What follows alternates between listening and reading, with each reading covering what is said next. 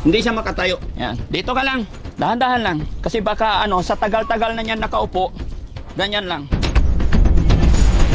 Kaya Oliver, sit down. Whoop! Ay, tignan nyo mga kababayan. Tignan nyo yung hair niya. Ito, ganito itsura ng buhok mga kababayan na 15 taon. Kaya Oliver, bubuhusan na kita ha? Buhusan na kita? Okay lang? Opya! Hayaan mo. Gusto niya umupo. Nahihirapan yung tuhod niya. May razor tayo sa sasakyan, no? Kasi hindi natin malilinis to hanggat hindi tanggalin tong... So, okay lang po ba tayo? Iwi muna namin siya sa shelter kahit 10 araw. Okay lang po sa inyo? Oo, sir. Dam, Kuya Oliver. Good? How's your feeling now? Ha? Masarap? Ubusin mo yung tinapay mo.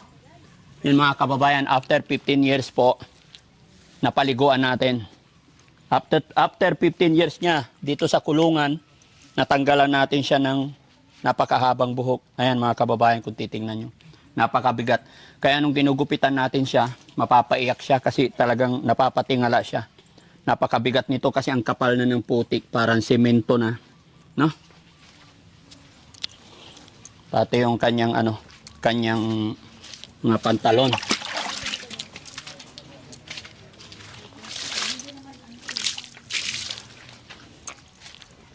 Ano pangalan ni tatay?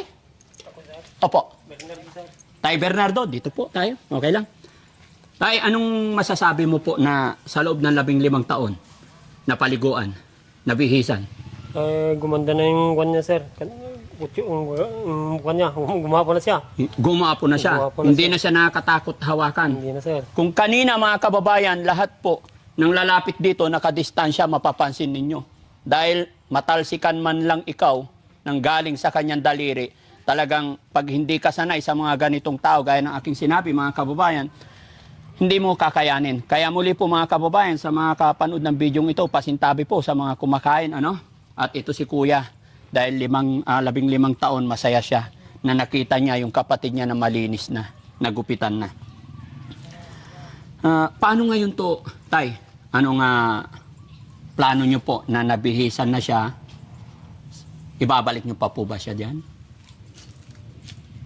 Kayo, sir, kung anong Hindi po. gawin natin. Kayo po ang tinatanong ko, sir. Kasi, gaya na aking sinabi, napaliguan na, naawa lang po kasi ako sa sitwasyon niya na napakarumi, puro tayo yung ulo, buong katawan.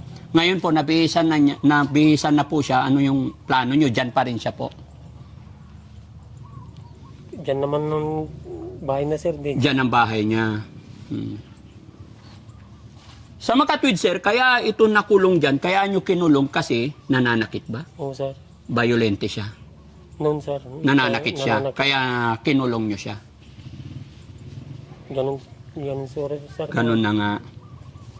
Yan mga kababayan, at ano't ano man po ang pinagdaanan or nangyari, pagpaumanhin nyo po mga kababayan, no? Bagamat hindi natin alam talaga yung kanilang mga dahilan or simula. Pero andito ang Team Daddy Frankie para gumawa ng tulong sa abot ng aming makakaya kasama ng aking team.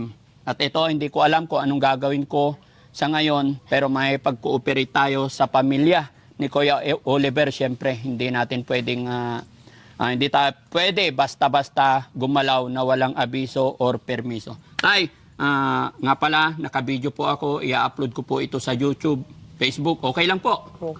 Maraming salamat po. No? Okay. Tay, naawa kasi ako sa kanya na ibabalik nyo agad siya dyan.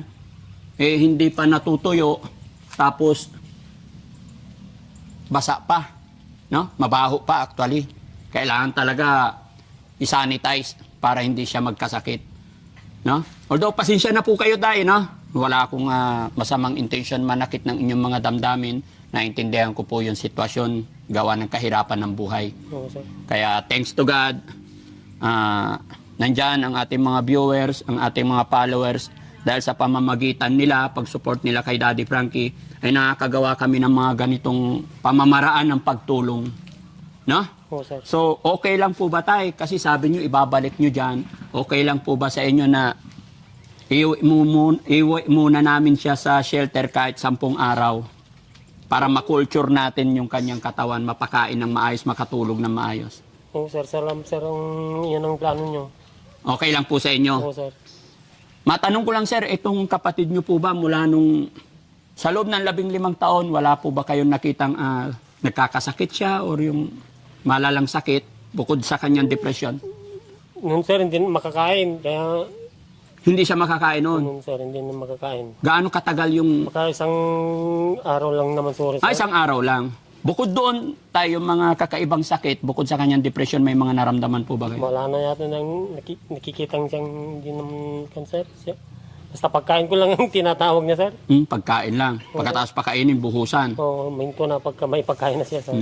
Pagka sumigaw ng gutom, saka pakainin. Oo sir. Kaya Oliver, inumin mo yung tubig para lumakas ka lahat, ha? Para ma-drain. Ha? Kasi yung iniinom niya kanina, saan yung tumbler niya tay?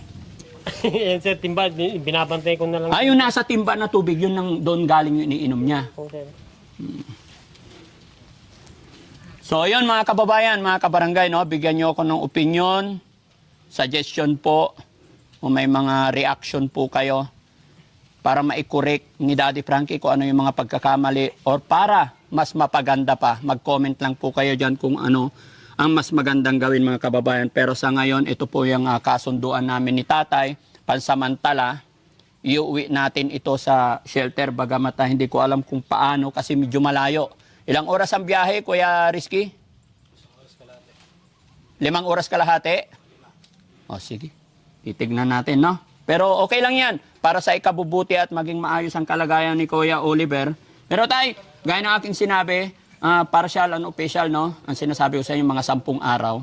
At kung ano ang magiging resulta, babalik kami dito para makapag-usap.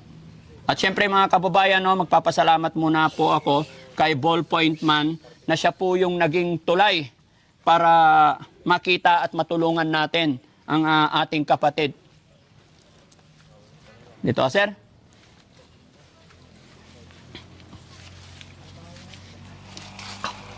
Sir, matanong ko lang, ano po yung naging pamamaraan mo? Anong dahilan? Bakit si Daddy Frankie ang tinawag mo para makapunta dito? Siyempre, kasi nakikita ko sa mga video mo na yung talagang priority mo, yung mga nasa kalsada, yung mga ganito, na yung mga napabayaan ba, na hindi naman totally napabayaan, yung talagang dahil sa hirap nga ng buhay nila, Opo. siya yung talagang nangangailangan ng tulong. Kasi makikita nyo naman dito na basa, tapos siyempre diyan pa natutulog, so magkakasakit at papaya talaga yung tao. So, kaya nilapitan kita, kasi alam ko, ito yung mga ganitong klase ng tao yung gusto mong tulungan. Salamat, sir. Salamat sa tiwala. Nawa po hindi tayo magsawa na tumulong sa mga kababayan natin na nangangailangan ng tulong.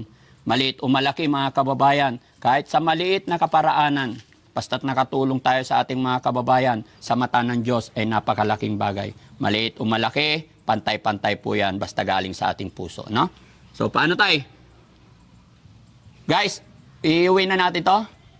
Anong oras na? Sama natin sa kainan yan. Kakain tayo? Baka magwala to sa kainan. Nagpahanda ako ng dyan, ng makakain sa bahay. Sa sunod na lang, pre.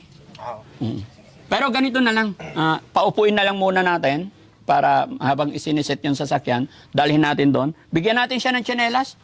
May chinelas mo. Ito, yung kulay red. Kaya Oliver, magtsinelas ka ha. Punta tayo sa bahay ko ha. Maraming pagkain doon. Okay lang? Ako muna magiging daddy mo ha. Kaya Oliver, tsinelas ka. Yan, very good. Okay, wala na. Kaya Oliver, pansamantala ako muna yung magiging daddy mo ngayon ha. Dadalhin kita sa bahay ha. Para tumaba ikaw ha. Pero tay, kung sakasakali dalhin namin ito sa bahay pagamutan, pwede ka po bang sumama mag-assist sa amin? Kahit sa una lang. Kasi pag dinadala ito sa pagamutan, kayo po ang makakasagot ng mga katanungan. Okay lang po ba? Kukunin mo ako dito sir. Sa, Yes po, dadaanan ka namin. Kung sakasakali. Magbibigay ako ng message kay Ballpoint Man para makapaghanda ka rin. Oo sir. Pero ang sir, iayos muna natin yung sitwasyon niya doon. Pakainin muna. No? Oo sir, para kung naman guminhawa yung ano niya sir, pakiramdam niya. Sige po. Ano lang tay, support lang kailangan namin, suporta ng pamilya. Tulong na rin natin sa ating kapatid. Ano po? Oo sir. O, sige. So guys, paano? Dalhin na natin doon para mawala na dito sa putik-putik. O, kailangan may upuan. Yung sasakyan hindi ba kaya i-atras dito? Ay, kaya sir. Lakad ka, Kuya Oliver, doon tayo. Halika. Doon tayo. Halika, para walang putik. Doon. Halika, tayo ka. Tayo. Tumadir ka na oh. Doon tayo, doon. Tumadir ka na. Doon. Tumadir ka. Para mawala sa putik, doon na lang. Para hindi siya bumalik dyan. Kasi marumi pa yan. Doon, sa lagpas ng baka.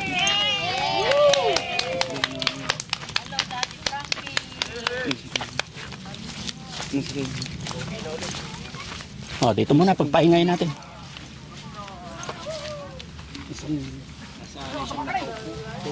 Mm. Isang taon, ay ano, 15 taon ba naman eh.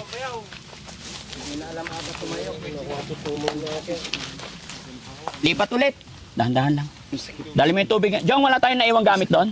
Check mo.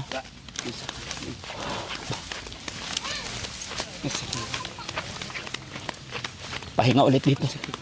Yan, kasi doon mahaba na. Okay ka lang, Kuya Oliver? Huwag kang matakot sa akin, ha? Ha? Kaibigan ako, ha? Ha? Ilang taon na siya tayo? 41 yata sir, sabi naman nila mga kabatsa, 40 baka 41 na rin yung suri. Baka 41 na.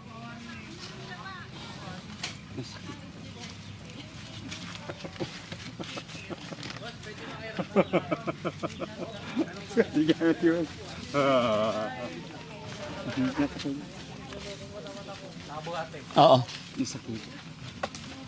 Sa likod, sa likod. Whoop! Wait lang, dahan-dahan. Papwestuhin muna natin kasi masakit. Dahan-dahan. Masakit. Bro, ha? 1, 2.